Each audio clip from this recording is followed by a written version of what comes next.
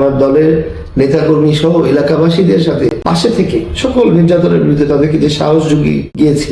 মেজরিটির opinion হচ্ছে যে এই ক্ষেত্রে বিএনপির এই সিদ্ধান্ত অবশ্যই ভুল।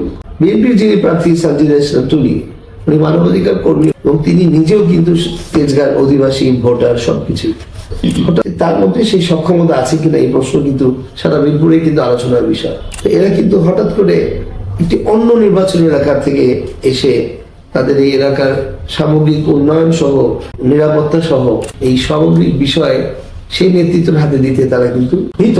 একইভাবে জামাত ইসলামের যিনি প্রার্থী আছেন উনিও এলাকার নতুন, কিন্তু ওনার এই এলাকা, ওনার এখানে বিচরণ ছিল না। তো দুজনেই নতুন, দুজনেই তরুণ, তারা ভিন্ন ভিন্ন ক্ষেত্রে নির্যাতন এবং অত্যাচারের শিকার। এই ধরনের ফলাফল তার সবাই বিজয় হবে না, একজন হবে। স্থানীয় হিসাবে আমি দলের একজন ত্যাগী কর্মী হিসাবে তো আমার সাথে তাদের একটা কঠিন প্রতিযোগিতা করতে হচ্ছে। মিরপুরের স্থানীয় হিসাবে আমি তাদের সাথে ছিলাম, তাদের এই দুঃসময়ে 17 বছর যেমন ছিলাম, ঠিক তেমনি গত 5 দশক ধরে আমার পরিবার, আমার বাবা তার সারা জীবন পরিশ্রম করে মিরপুরবাসীর জন্য উপকার করে গিয়েছেন। আগামী মিরপুর একটি আদর্শ বাসযোগ্য মিরপুর হিসাবে গড়ে তোলার জন্য তারা আমার মাধ্যমে তাদের সেই আশা আকাঙ্ক্ষার প্রতিফলন দেখতে পাচ্ছেন। বিদায় আমি স্বতন্ত্র দাঁড়াতে রাজি হই।